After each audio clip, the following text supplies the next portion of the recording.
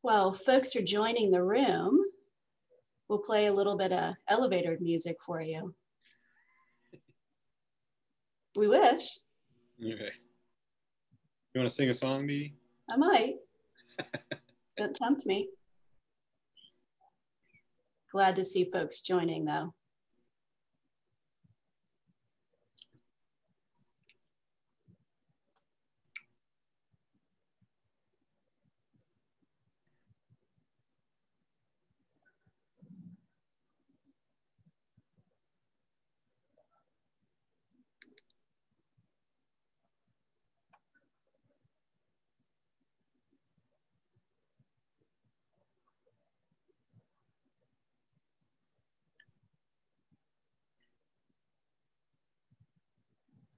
We'll wait just another minute while folks are joining.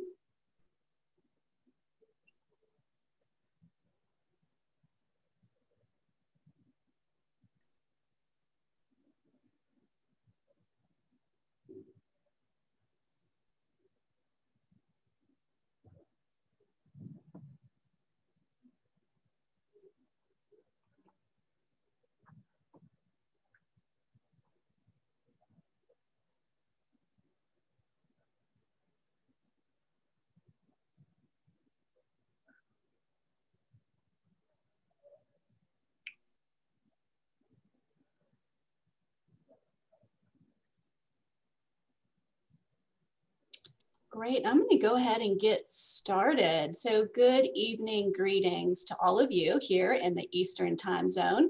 We're pleased to welcome friends, colleagues, and learners of all ages to our fall keynote address, Leadership for Environmental Justice, Changing Food Systems Through Access, Equity, and Empowerment with Brahm Ahmadi.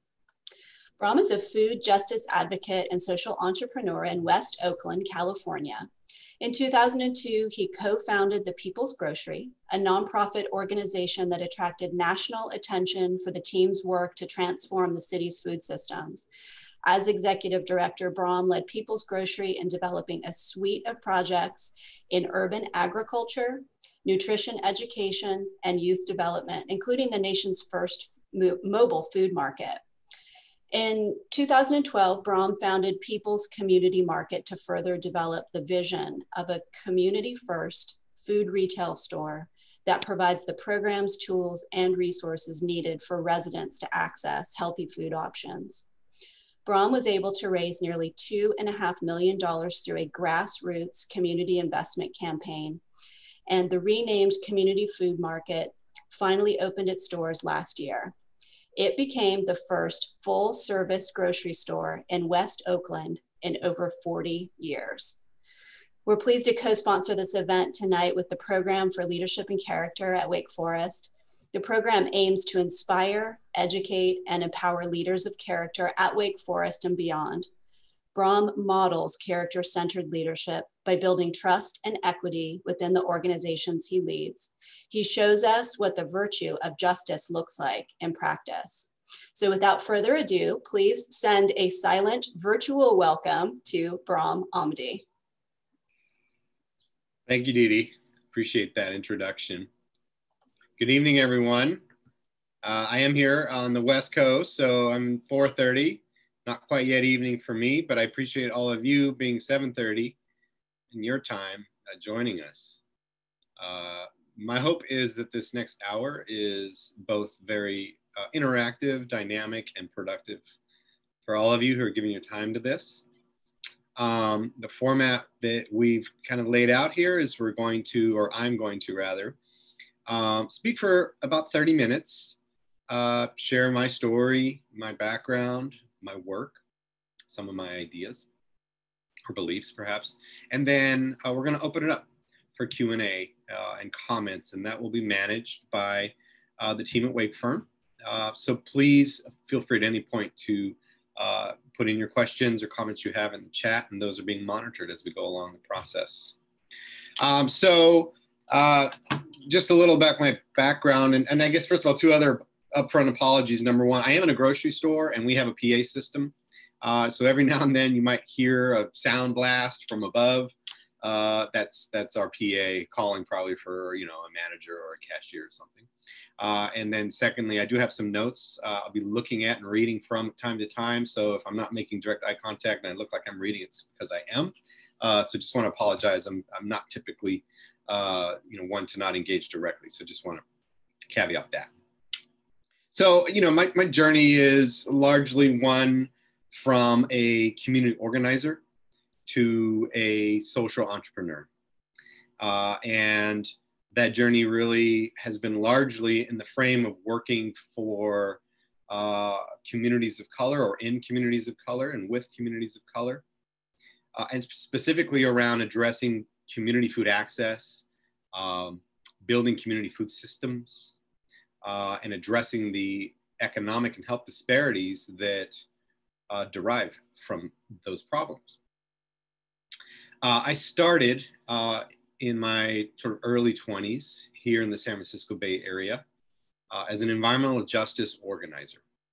And environmental justice is a movement that really emerged in the 1980s. It was a sort of intersection of the civil rights movement and the sort of more traditional environmental movement to really centralize principles and values of social and racial justice, equity, into the kind of environmental discourse, and to really assert that significant disparities were playing out within the environmental movement with regards to protecting inner city communities, in particular urban communities, the health and well-being of marginalized communities and particularly peoples of color. And that the traditional environmental movement did not really effectively address environmental racism, the disproportionate sort of patterns and sightings of polluting facilities and toxic geographies within particular neighborhoods, primarily Black and brown neighborhoods. And so that was the work that I got involved in early on as sort of my first kind of iteration of my career. And really became inspired by the sort of values and principles of the environmental justice movement. The most central of those being that structural inequality and racism are really at the foundation of the issues that historically marginalized communities, and particularly communities of color, or now perhaps commonly referred to as BIPOC communities, Black, Indigenous, people of color communities face. And that those issues are really just symptoms of those deeper problems, those deeper structural problems of inequality and racism.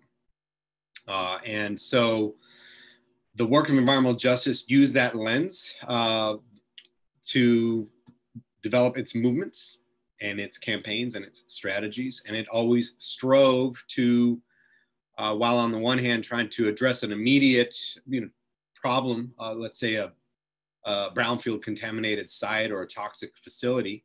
On the other hand, it's trying to also address the structural underpinnings that perpetuated and drove these issues of land use and decision making and power, and how history and these dynamics result in these disproportionate patterns in these communities. The other critical component, or principle, I should say, in environmental justice is that the constituencies that are most impacted by those issues should be at the forefront of the leadership. And that our job as organizers, as members of organizations, is to be in support of and allies to those communities and to those individuals or constituencies to support what they want. So rather than driving our agenda or perhaps imposing what we think the solution is, or the demand perhaps in a campaign setting, we look to the community to articulate that. And that may mean at times that what the community wants is not exactly what we, if we were in those shoes as organizers, would necessarily want to pursue, but in service to those communities and following this principle of environmental justice, we build a campaign based on what those residents want. And we position those residents as the primary figures of leadership in those movements. So I did that work from the late 90s up until around about 2002. And at that point, my work increasingly was focused on Oakland and environmental justice issues in Oakland, California, big city, with a long history, as many kind of post-industrial cities have, of a mishmatch of industrial land use siting within residential populations, all really arising out of a time when Jim Crow era policies pushed these kinds of activities into low-income Black and brown communities, and did little, if anything, to protect the health and well-being and rights of those communities and peoples. And so with those campaigns, and specifically here in West Oakland, where I am now, where Community Foods Market is, using environmental justice principles, we were doing a tremendous amount of engagement with community, particularly, a lot of meetings and sort of town hall engagement formats, getting input from residents, meeting in churches, different kinds of public settings, maybe even the living room of an individual or resident. And what would often come up in these discussions was the issue, or a parallel set of issues, around a lack of access to food choices, a lack of a built environment to support shopping, and particularly fresh food. And this was coming from residents themselves. And so in a lot of ways, this was long before a narrative kind of emerged out of the public health sector and out of the philanthropic sector about the intersections between health, lifestyle, and health conditions. Residents were sort of already starting to connect the dots, albeit maybe expressed more out of the frustration of the sheer fact that they just can't shop, that it's a hassle. But nonetheless, the reason it would come up in these meetings is because we were talking about themes, kind of broad themes of community health and rights and justice and land use and power, that resonated in the minds of these residents in a way that brought up ideas about, hey, food access is similar to the issues we're trying to address. Elliot, up front, please, Elliot. Or the dynamics behind them are similar in terms of structural inequality and the way those patterns persist. And so I and several of my co-organizers working in environmental justice decided at a certain point we wanted to shift our work and start to address what we termed food justice, using the same lens and the same principles of environmental justice to address this sort of parallel set of issues. And specifically in West Oakland, as Dee Dee kind of touched on, long considered a food desert, a community that has not had a full service grocery store prior to Community Foods Market, that is, since the 1970s. And it's a large neighborhood, about 30,000 people in the totality of West Oakland, where Community Foods Market is based today. We have 9,000 people within a half a mile at the nexus of 3 historic neighborhoods. And the closest grocery store is over a mile from here. And the USDA actually defines food deserts in urban settings as a mile or more from any given location. And so, this is a neighborhood that is perhaps low income, but at the aggregate, the collective level, has quite a bit of economic and spending power. We've done studies that estimate about $60 million a year just for grocery spending alone. That doesn't include food service or prepared foods, which is maybe another $40 to $45 million. So if you add that in, well over $100 million being spent annually on food-related expenses in a neighborhood that is characterized really or dominated by corner stores as really the only local proximate choice. And so in contrast to that, residents having to make the efforts to get far to shop. And in this neighborhood, about 40% of residents don't own a car. And so that means they're on public transportation, they're walking, they're borrowing a car, a taxi, an Uber.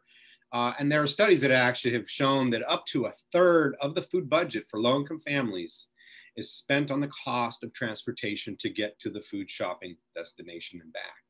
So if you think about that, you have, let's say, $30 on hand to buy groceries. You have to set $10 of that aside for the transportation. Your purchasing power has just been diminished dramatically, and therefore the amount of food you can buy and the quality of food you can buy has been diminished. So I have long seen this issue of distance as not just one of convenience and as a prohibiting factor to being able to shop, but specifically impacting particularly the freshness and the healthfulness of the food, because fresh and healthy does tend to be more expensive than highly processed and packaged. And if you are on a very constrained food budget, you're going to be looking for food that lasts longer, that has greater calorie content, and is going to make it so that you don't have to come make that trip to the stores often. So there's a direct correlation between distance and freshness, fresh food consumption, I believe anyway. And of course, the food desert problem nationwide, over 400 communities, urban and rural, is one that is derived pretty much right out of structural inequalities through history, particularly practices of what we call redlining, which is when banks redlined neighborhoods on maps and said we will not lend or do any transactions within these areas.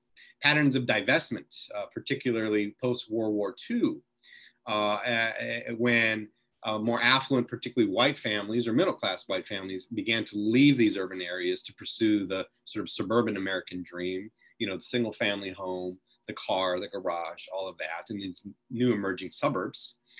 And so we had a significant flight of capital out of these communities. And following those were the grocery stores.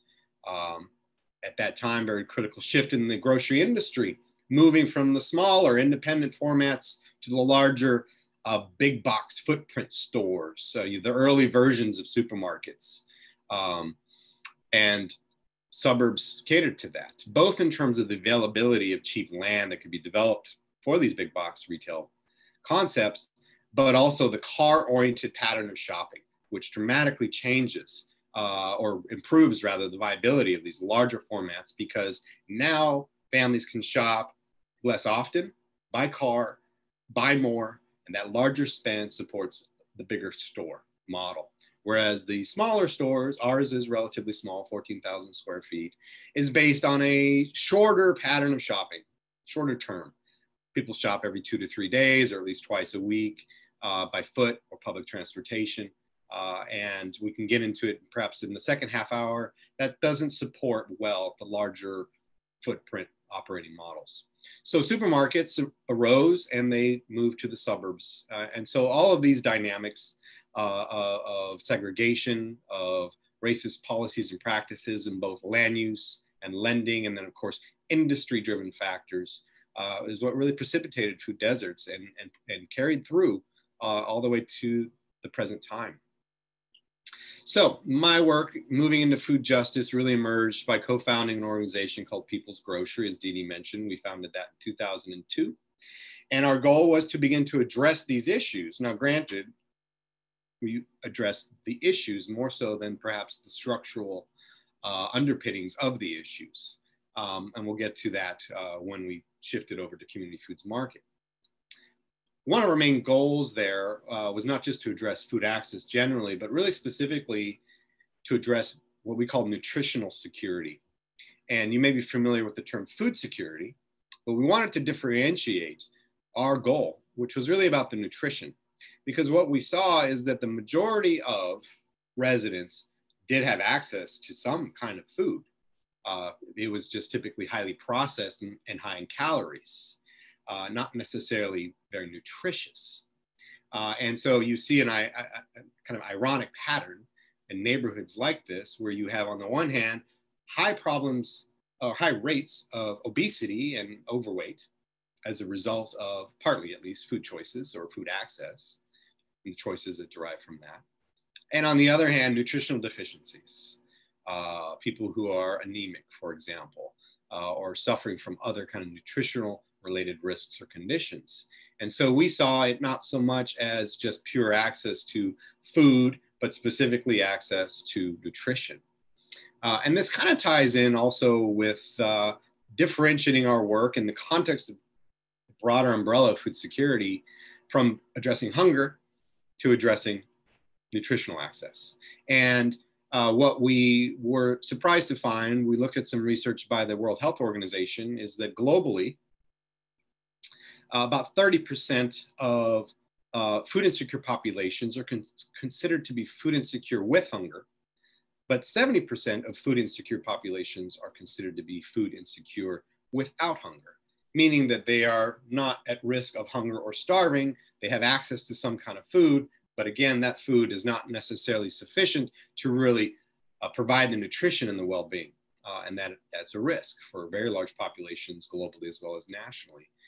We saw that without hunger piece as also an economic indicator, meaning that while folks, again, are low income or were low income at that time, they were spending money to buy food. And that suggested, as the numbers eventually supported, there's an economy, there's a local economy, and there's a significant amount of spending power. The problem is that spending power is leaving the neighborhood, what we call leakage. It's like a bucket with a hole in it, and the wealth is going out to stores and other neighborhoods because the built environment, the landscape of this community is not such to precipitate that economic activity or capture it. So People's Grocery was really also focused on building social capital in the neighborhood through our organizing kind of backgrounds to really build a strong network of community relationships that could support the programs and the projects we would pursue and that we aspired to grow over time to larger scales. And that it would also, through the principles of environmental justice, really focus on what I call asset-based leadership and asset-based community development. And by this, I mean using the practice of identifying and building upon the existing assets in the community to both build leadership and to drive community development. And this is important in contrast to kind of more common or dominant narrative we see among a lot of charities, which is a narrative of deficiency, that communities are in need and that they lack. And therefore, people from the outside, typically who have more expertise and knowledge, need to come in and serve and provide service and provide solutions. And oftentimes in doing so, fail to actually build movements, fail to build strong community foundations that can specifically address structural issues in those communities. We wanted to differentiate our work from that kind of history of charity in this particular neighborhood. And we wanted to do it using some form of entrepreneurship, specifically social entrepreneurship. The idea that social enterprises can address social issues, can focus on their missions, on social missions, and strive for social impact, but simultaneously achieve some degree of sustainability by tapping into those local economies and the aggregate wealth that can exist in those neighborhoods or whatever geographies. And so that's the course we set out. And we did a lot of different things in the time I was there from 2002 to 2010. Micro enterprises to distribute food in different fashions. Didi specifically mentioned our mobile market, which we are credited to be the first in the country to have done.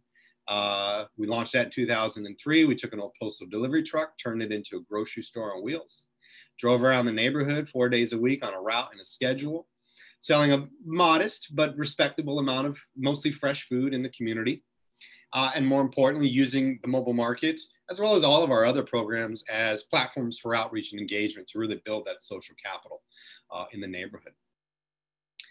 And so through the course of these years, and I want to move as I'm cognizant of time, we came to some important realizations that precipitated the shift towards pursuing community foods market.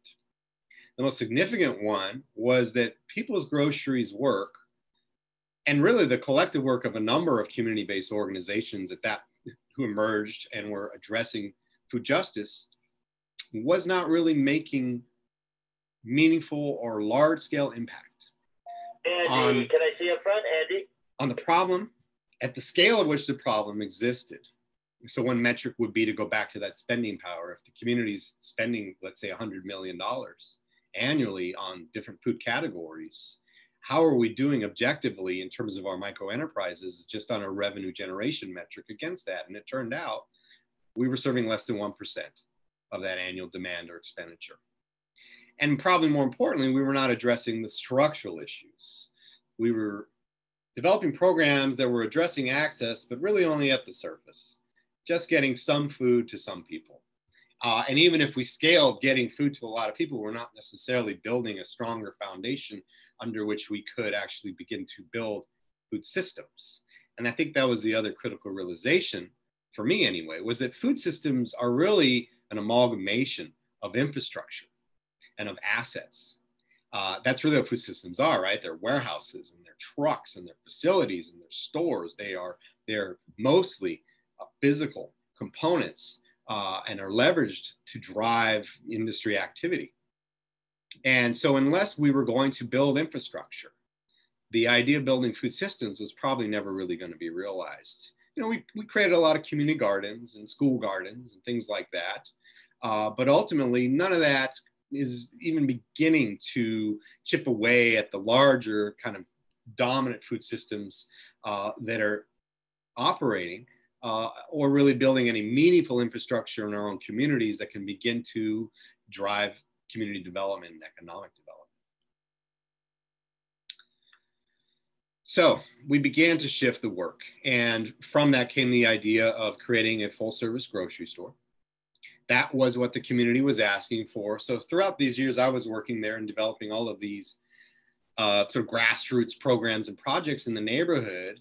While they were all, I think, appreciated by the community, they were never really what residents had asked for. You know, they didn't ask for a mobile grocery truck. They didn't ask for an urban garden. They didn't ask for a produce stand or a produce box delivery program or nutritional workshops. They were asking for the same thing every other community has, or seems to, which is full service, brick and mortar grocery store in their neighborhood that operates, you know, regular business hours, 7 days a week, and has a broad selection and competitive pricing. And so we took that feedback to heart, along with our own realizations of what pivots we needed to make to really start to build local food systems infrastructure.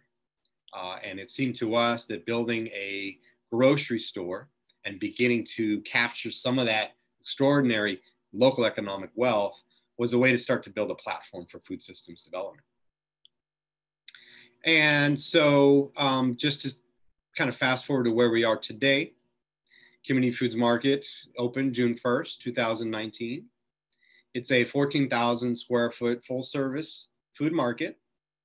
We have about 7,000 SKUs or items in grocery and about another 3,000 in fresh categories. We have a full service meat and seafood department, a full service deli and cafe, although the cafe is purely takeout at this point, and a fairly large produce department as well. Right now we have about 35 employees. We have about an average of 450 transactions a day.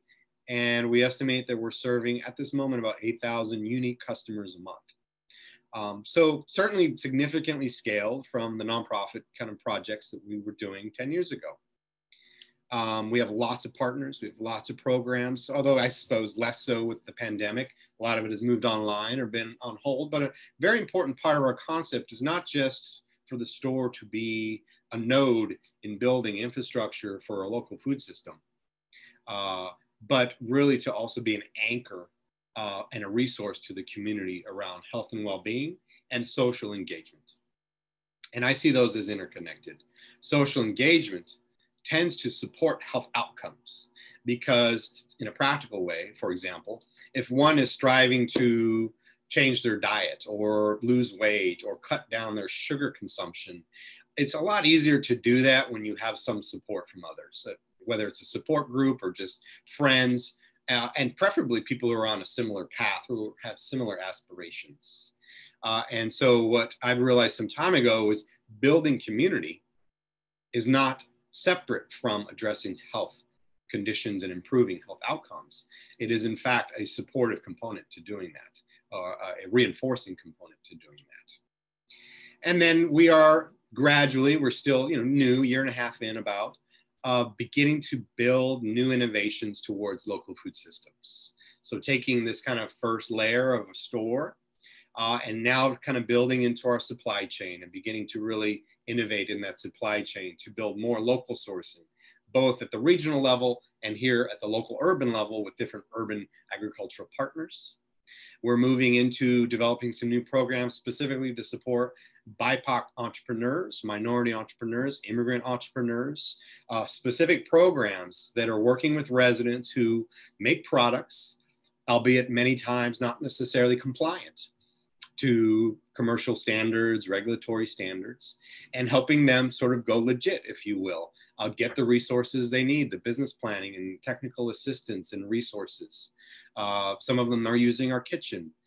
We are beginning to build specific displays that feature these products and sort of build a branding element of Oakland made or Black made product, for example, and really trying to build those values of social equity and justice right into the shelves of the store.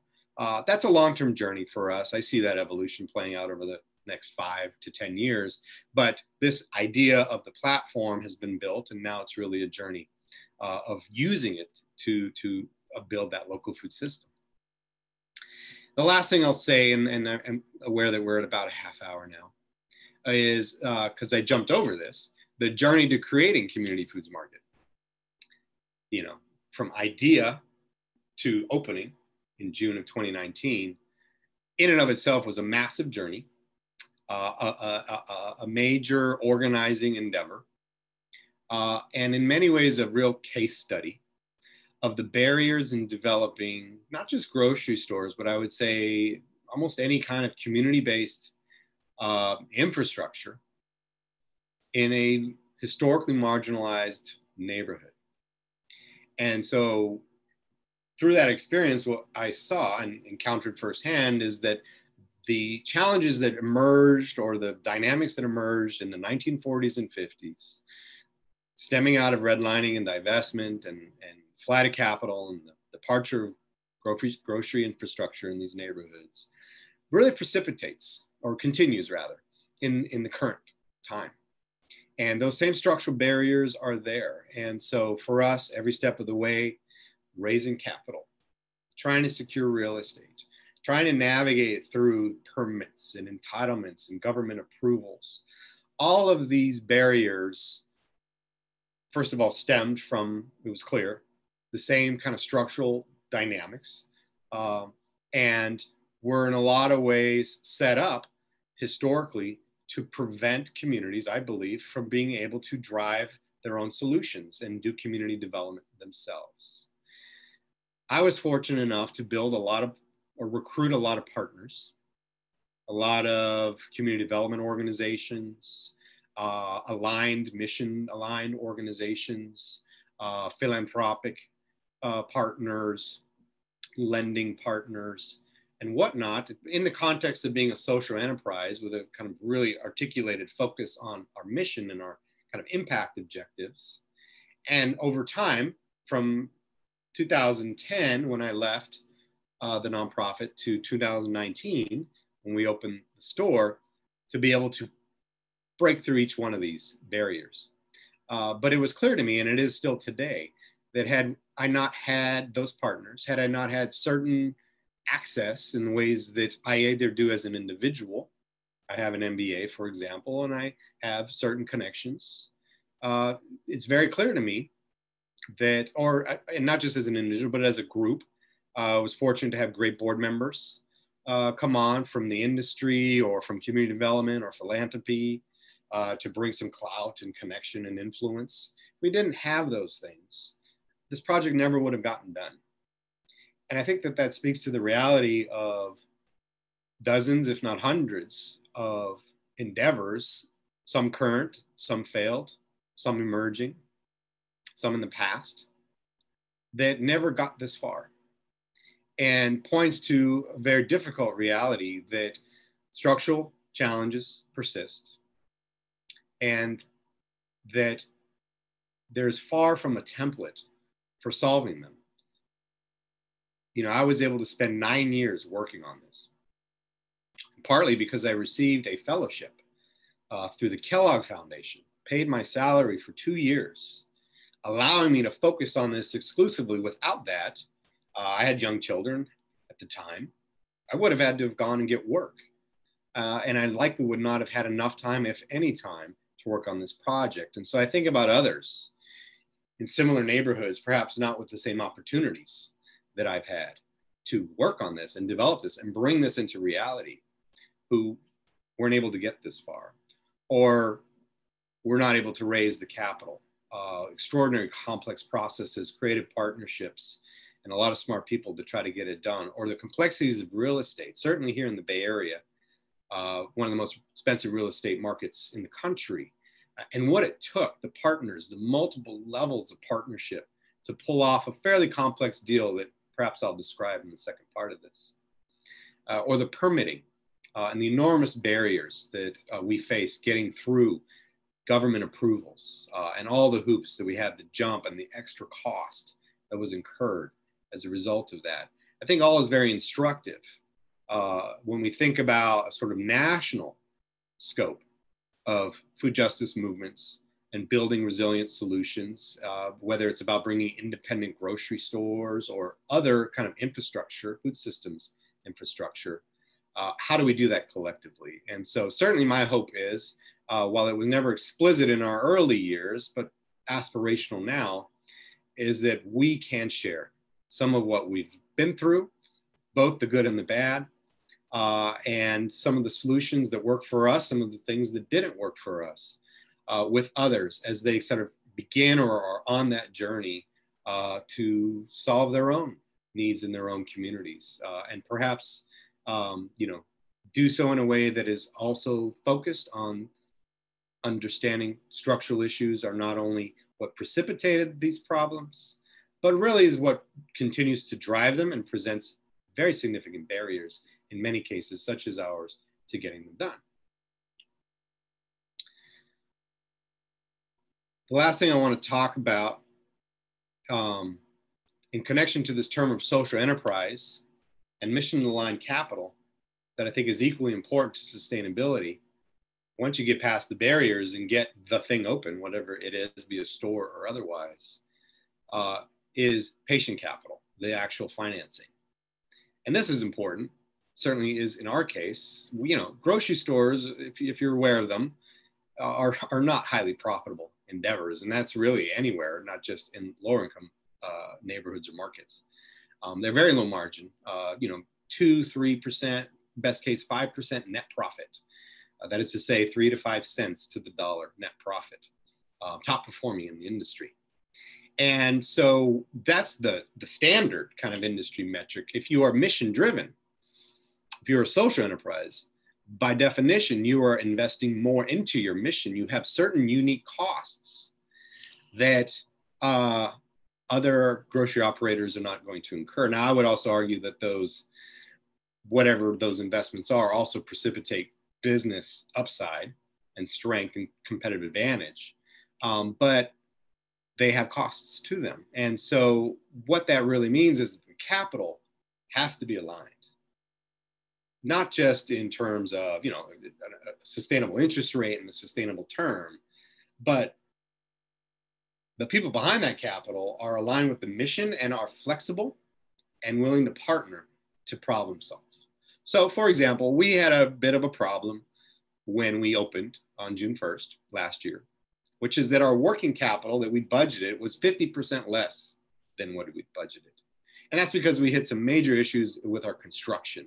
For example, speaking of environmental justice, we encountered an underground fuel tank under the sidewalk when we were building or digging a trench for our sewer lateral.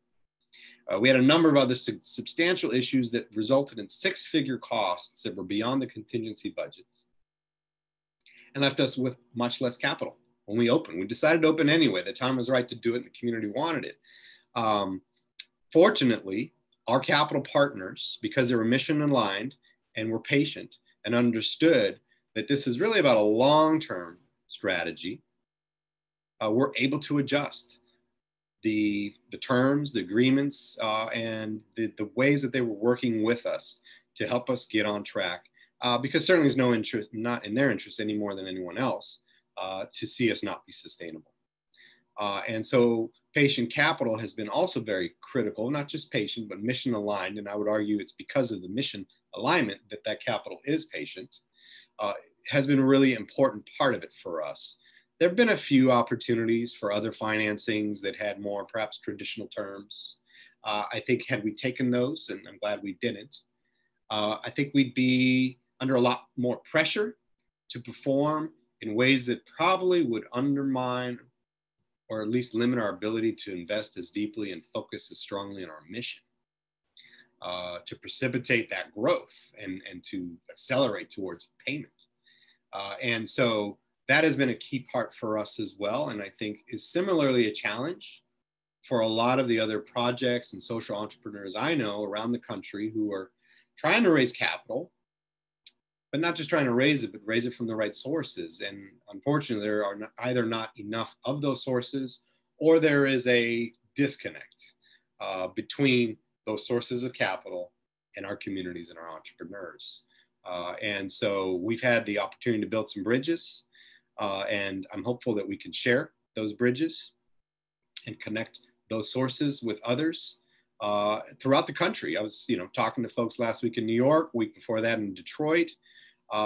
Similar grassroots efforts with similar values and visions and aspirations of creating independent community stores or co-ops to also utilize as infrastructure for building local food systems. And so there's a sort of ecosystem that is clear to me needs to be built to really accelerate all of these projects across the country coming to fruition and maturity faster than the current rate that we're seeing them happen. I've said to many other groups I've spoken to, philanthropic groups in particular, it took us 9 years to get this done. It's not really a sustainable or certainly not a scalable path for every food desert neighborhood in the United States to take a decade to solve its problem. First of all, the health issues are too severe and they're accelerating, especially during a pandemic when we know comorbidities largely in these neighborhoods come from diet-related illness and lifestyle conditions and the built environment, as well as the economic impacts, the leakage and the job losses that are perpetuated every single year that local economy still has a lack of access, not only to grocery stores, but other goods and services. And so the next chapter in my personal work outside of Community Foods Market and the day-to-day running of that is to really think about this larger kind of strategy of how do we move a movement across the country to accelerate the work and get these projects to fruition much more quickly than it took us, and then it has taken other projects that I know about. So I think I'll stop there, Dee Dee. Wow. Thank you so much. That was an amazing, amazing journey. Dennis to the front. Yeah, and you're at work. That's fantastic. So I want to just quickly pull a small page from the memory book, since you and I met back in 2003, when we were the members of the first cohort of what is now Presidio Graduate School, joining 20 other crazy people who were aspiring sustainability leaders, and we've all gone in really different directions. And the arc of your career has put you in touch. I feel like I just went back to school and got a whole other graduate degree in the half an hour that we've been together. So thank you for that. A couple of questions that are related, and I want to try to link them together with some of the pieces that you brought forward in this tremendous share with us. I'm going to start with asset-based leadership. And you talked about asset-based leadership in the sort of frame of asset-based community development. And you talked about kind of two different groups of people. So there are the existing community leaders, and then there are the people who are assets sort of on the outside of the community. So twofold question, how do you go about tapping into those existing leaders, especially if those leaders are feeling dispossessed, and it's sort of, what's the role of identifying leaders? How would you go about doing that? And the second piece of the question is for advocates and allies. You mentioned your board members and other assets. who want to be helpful and aren't from the community. Mm-hmm. What are the sort of the five do's and don'ts for those folks? So if you're a leader from within a community and you're coming in asset-based, how do you identify those resources? How do you bring them, empower them? And then what are the do's and don'ts for other folks in that ecosystem? Good question. So I think on the first, with regards to identifying kind of assets and leaders who have assets already in place, part of it, at least for me, was coming to really understand how the community works and sort of how people operate between each other. And one of the big ones that I think is common to a lot of historically marginalized neighborhoods, really emerging out of particularly Jim Crow segregation era, is that social networks are particularly important. They are often more kind of informal or underground, but they're very strong, and they're often how things get done. And one of the things that I noticed early on in my work was that because those networks are not necessarily visible to people who are employed at organizations coming in to serve, they were not being utilized.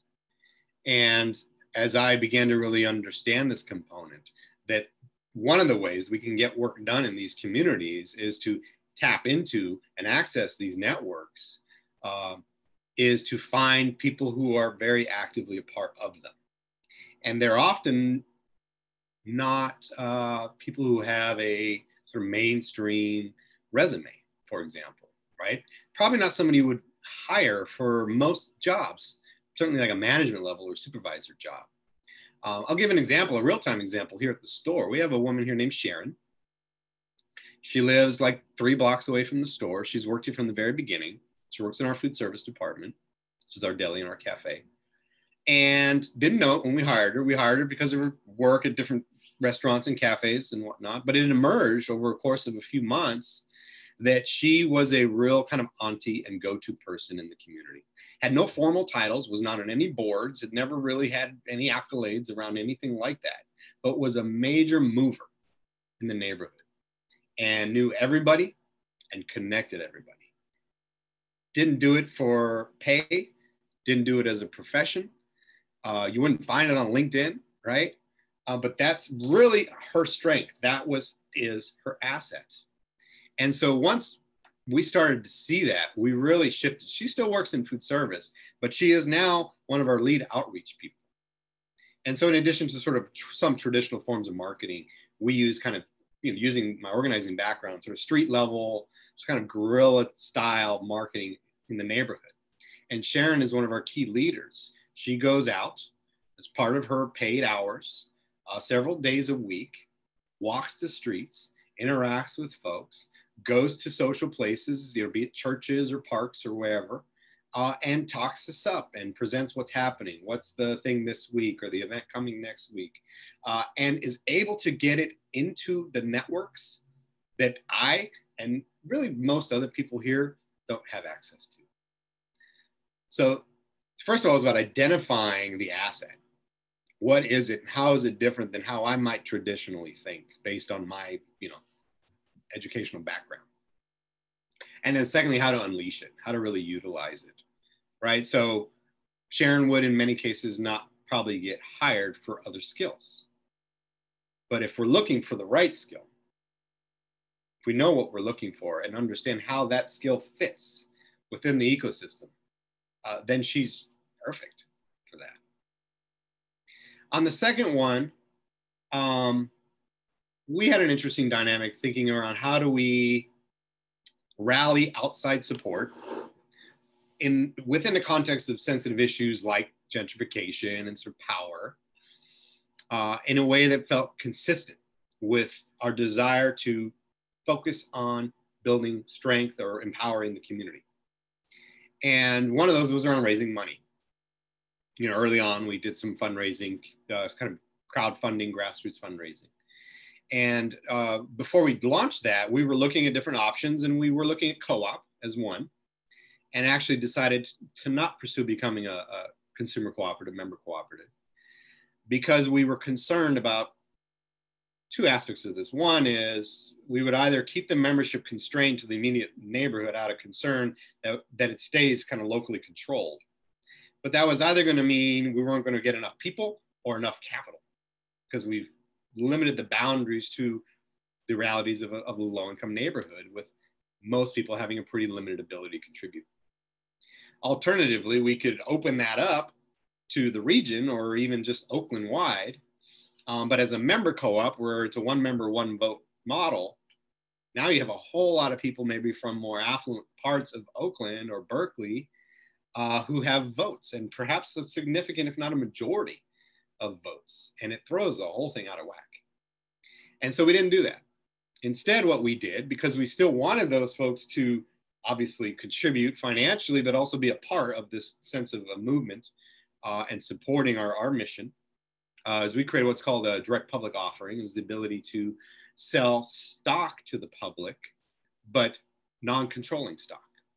So it's not a co-op, but it's similar in that we similarly sold stock to the general public, but did so in a way that that stock is not a voting class.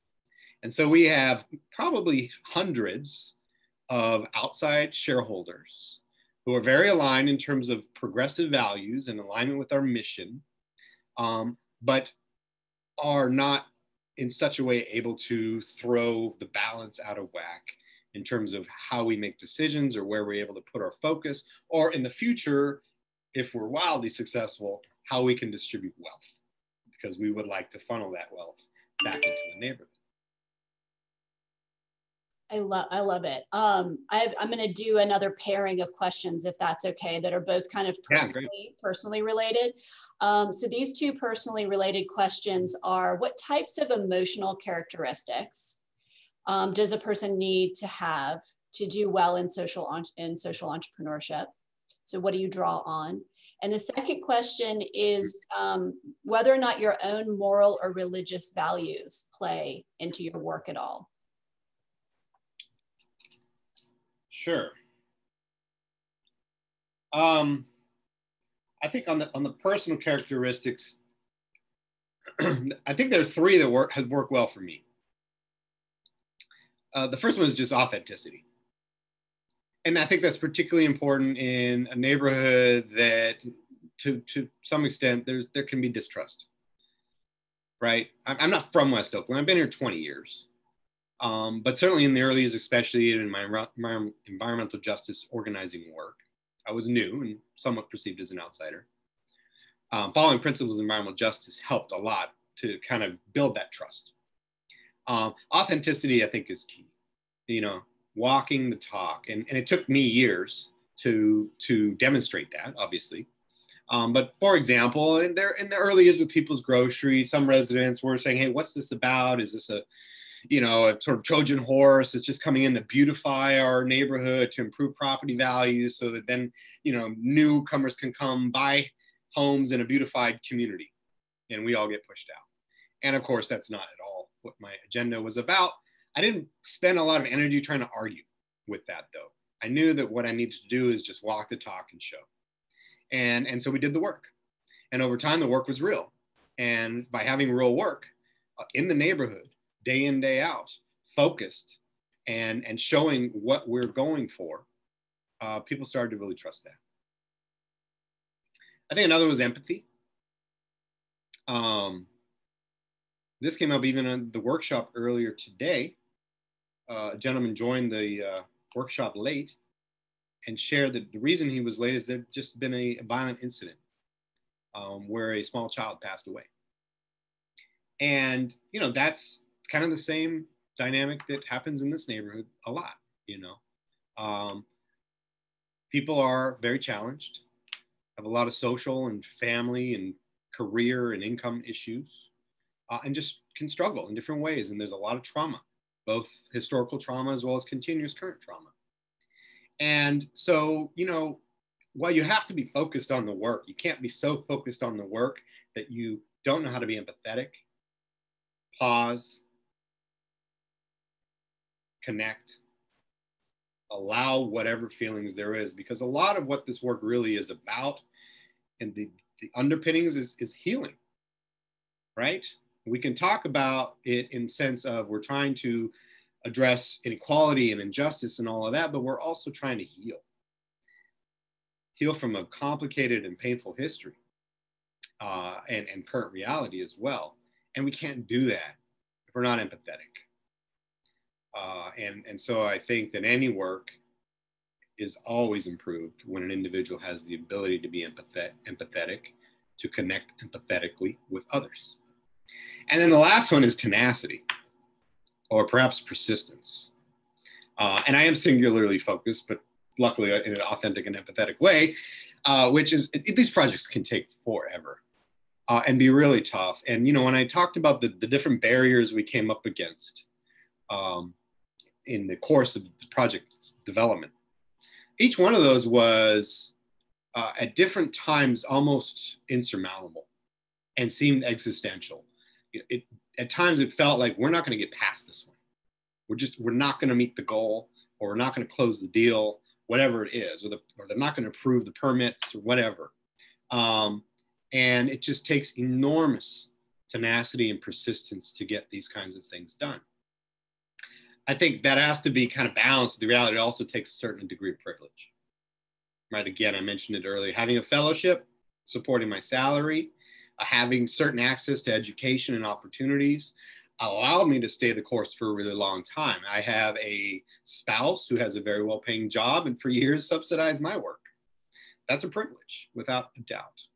And I have to acknowledge that a lot of folks may not have that. But you also got to have the tenacity no matter what. These are not overnight projects. And I always meet folks who, and I was there 10 years ago, we're talking about getting this done in 2 years. And Didi, you might remember this back in business school. Even then, I thought this was going to happen much quicker than it did. And that's just real, right? We are going up against historical structural barriers that, and doing so in a way where we don't have the resources, we don't have the ability to move fast. And I also am not sure we would want to. There's something important about an organic process, especially going back to the idea of building trust and building social capital. That takes time. So I think that's a really important part of it is there has to be a certain formula around how much time one invests to actually lay the foundation properly, to then achieve the outcome in a way that gets you positioned to really do it for the long term, to be resilient. So the second piece of that question was if you want to say anything about how your moral or religious values play into Right. your work, or if your work informs your moral or religious values. Well, I think from a moral perspective, at the most kind of simplistic level, my work has always just been driven by a sense of right and wrong and fairness. And I didn't get into it too much, but my early years as a child and teenage years also informed a lot of this. I'm from Iran originally and left quickly with my family during the Islamic Revolution and experienced really empathetically through most of my family members, the trauma and the loss of that. And therefore an early sense of unfairness. And then we ended up in LA and in East LA, and low income, predominantly Hispanic neighborhood in the 90s during the kind of rise of gangs, late 80s, 90s. So, a lot of violence and things like that, but just a lot of poverty and inequality and similar senses of unfairness. And this is starting my teenage years, really, or even before that. And so there were those early senses that happens, unfairness, to put it, it's sort of mind of a child, if you will. Unfairness happens. If I'm talking to my 10-year-old boy, I'm not talking about justice. Maybe it's a bigger concept than he's ready for, but we're talking about fair and unfair. And to me, that's a moral value. And it has always driven my work. I've never done anything in my entire adult career that was not about that. And I think the other thing for me, and I don't know if this is moral, but it's really philosophical or even just preferential, I believe in doing work that is fulfilling and meaningful. And I don't have the aptitude or the personality to do anything that's not. I get bored, I lose interest, I move on. And so that helps with the tenacity piece. If there's a sense of purpose that's driving the work, time and hardship become less relevant. That feels like a big, deep exhale. There are a lot of different questions in here that are sort of roughly around scalability of your work. And you spoke to it just a little bit. And you talked about, kind of mission aligned capital and the need for patient capital and investors who will take a more patient return, and the privilege of having access to capital. So is this a scalable model? Can others do it across the country? You talked a little bit about sort of fast forwarding the work. How can this be replicable and how is it scalable? Yeah. Well, I think it could be replicable if the entrepreneur or team of entrepreneurs is willing to go through and invest what I did. But that is one off. And like I said earlier, there are dozens of projects like that across the country right now. And most of them are years away still, right? Even on the workshop earlier today, there was a group working on a co-op. And they're having some challenges raising capital and getting to the next milestone, right? From that sense, it's not scalable. Right? This was almost just not a miracle, but a force of will in some ways. And force of will is not a scalable strategy, right? There has to be a more systemic or ecosystems approach to this that includes critical partners at a much larger scale, institutional partners, not just grassroots. Capital, certainly, I would say that is probably the number one. And within that, partners who are not just aligned in terms of mission and being willing to be patient, but also willing to take some risk. Because what I've found is that while we are a business, right, our tax status is a for-profit entity, and that's because we want to be a stock corporation so we can both sell stock to raise capital and as well as eventually have an employee ownership component. We're not really profit driven. We're a social enterprise. Trying to tackle a problem that traditional profit making grocery operators are not willing to because the profitability is low or uncertain. And so there's inherent risk. And many of the mission aligned and patient capital sources are also somewhat risk averse. And so that creates a bottleneck there. So for example, in our case, we got the deal done because we had real estate that we could collateralize and therefore reduce the risk, for example, or the other assets in our store. That's not always going to work. Our direct public offering with the community, with the public, where we sold the shares, we raised $2.5 million. That's the highest risk component of our capital stack.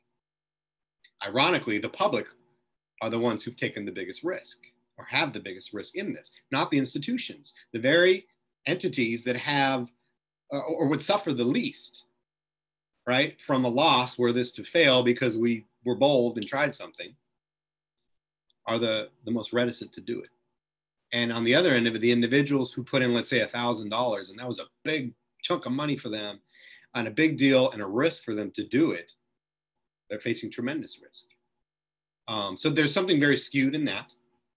In terms of how do we scale and at a sort of movement level or national level, I don't think it's about stores specifically. I think it's about the underpinnings that can drive their creation.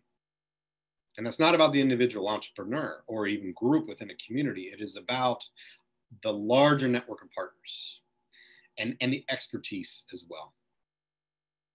Right? So certainly the capital, real estate, getting through government processes, all these complex issues, they're somewhat formulaic. Again, every group I know across the country is dealing with more or less the same themes and the same challenges, because the barriers are consistent, because the barriers come out of structural inequalities.